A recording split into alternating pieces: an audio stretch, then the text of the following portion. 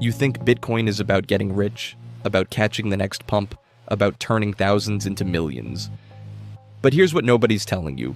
Bitcoin isn't money. It's not an investment. It's not even really about wealth. Bitcoin is the first successful escape mechanism from a system that's been running for 5,000 years. And by the end of this video, you'll understand why governments are terrified of it, why banks can't replicate it, and why everything you've been told about how money works is designed to keep you trapped. Let's start with the thing everyone gets backwards. We're taught that money is a tool, a neutral medium of exchange, something that stores value and makes trade easier. That's the lie. Money has never been neutral. It's always been a control system. Whoever controls the money supply controls everything. They decide how much your labor is worth. They decide who gets access to capital. They decide which nations rise and which ones collapse.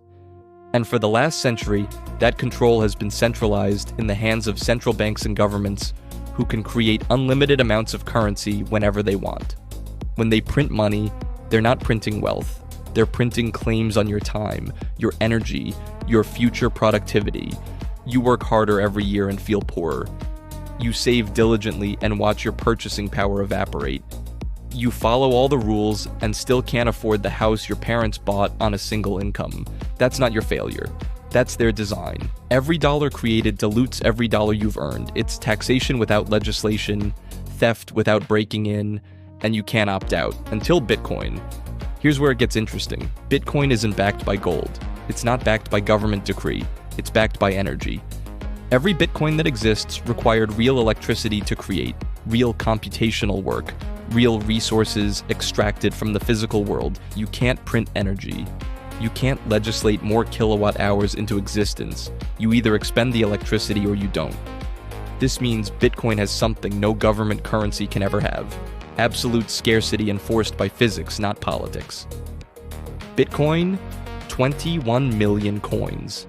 Forever. That's not a promise. It's mathematics embedded in the protocol, and mathematics doesn't care about elections or emergency sessions or economic crises. Now here's what they don't want you to understand.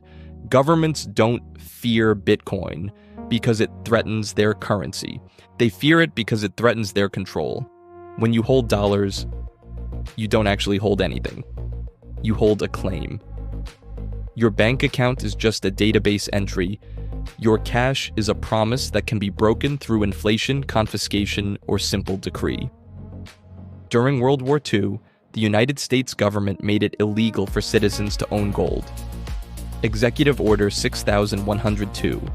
They forced everyone to turn in their gold at a fixed price, then immediately revalued it higher, effectively confiscating 20% of everyone's wealth overnight.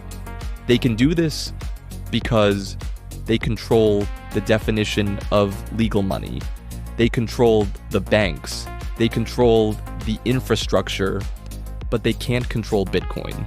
Bitcoin exists outside their system. It's pure information. 12 words that represent access to wealth that no government can touch, no court can seize, no army can confiscate. You've been told your whole life to trust the system. Get a good job, save in a bank, invest in approved assets, follow the rules, and you'll be okay.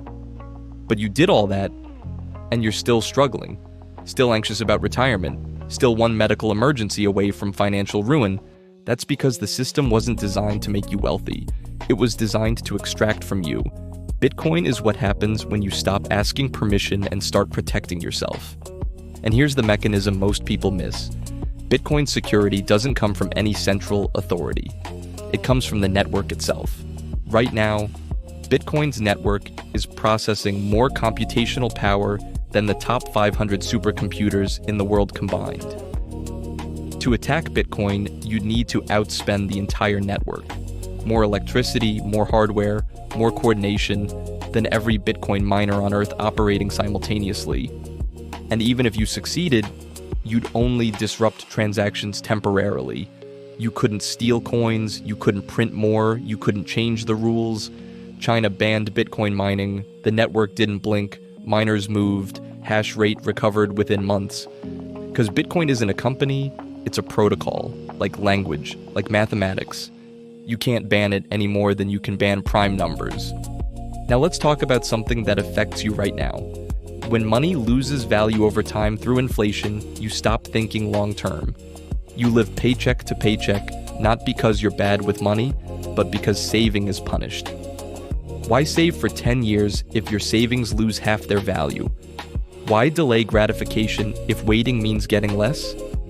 This creates a society trapped in the present that takes on debt, that optimizes for short-term survival over long-term building.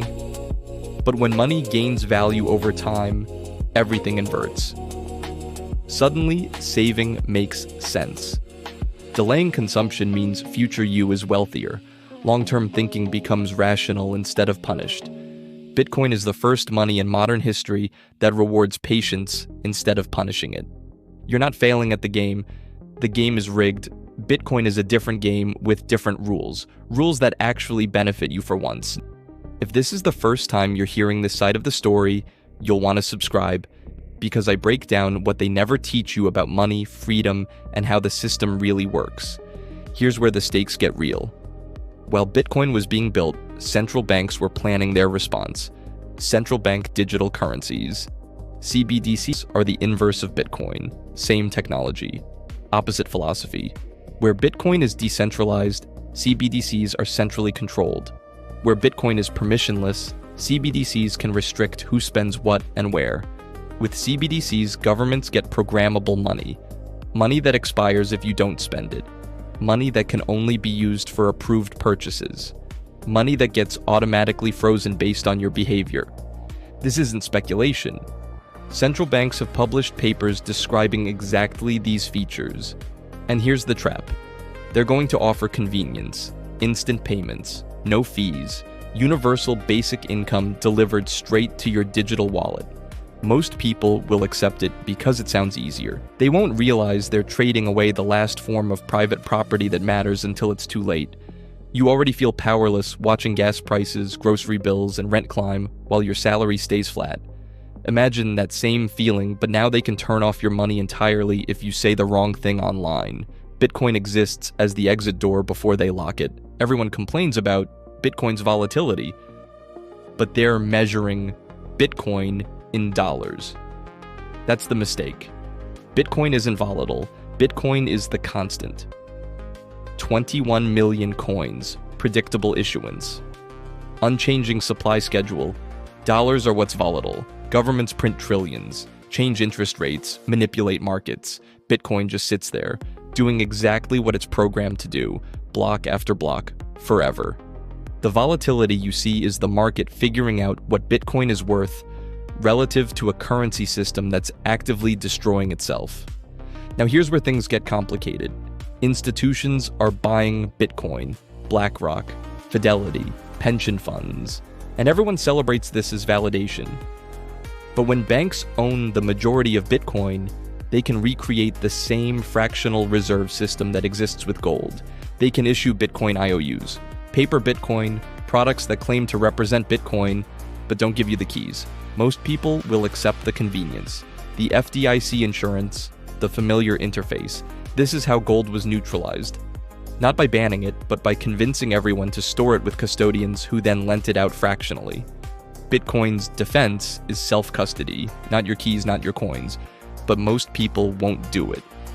And slowly, the revolutionary potential gets absorbed back into the system it was meant to replace. Here's something nobody talks about. You don't need credit scores to use Bitcoin. You don't need a bank account. You don't need approval from anyone. A teenager in Nigeria with a smartphone has the same access to Bitcoin as a billionaire in New York. When was the last time the financial system gave you equal access to anything? When did a bank approve your loan without checking your history, your income, your background? Never. Because the system is designed to gatekeep, to decide who deserves wealth and who doesn't. Bitcoin doesn't care who you are. It doesn't care where you're from. It doesn't care if you made mistakes 10 years ago. It just works for everyone, equally. That's not just revolutionary. That's what fairness actually looks like. Most people think Bitcoin is anonymous. It's not. Every transaction is recorded on a public ledger.